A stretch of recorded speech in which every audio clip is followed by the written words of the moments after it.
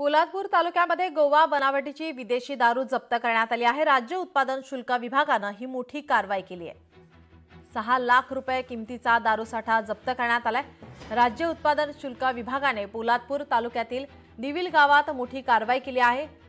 सुमारे 6,15,560 रुपये किमतीची गोवा बनावटीची विदेशी दारू जप्त केली आहे।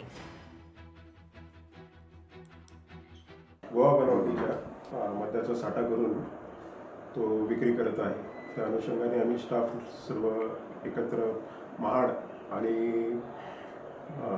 बराडी पथकाचा सर्व एकत्रित स्टाफने तिथं 2 राहत्या घरांवरती छापा मारला असता विविध महाराष्ट्र राज्यात विक्रीस प्रतिबंधित असलेला विविध ब्रँडचा एकूण 55 बॉक्स साठा मिळून आला। त्याची अंदाजे किंमत जवळजवळ 6 लाख रुपये इतकी झालेली आहे।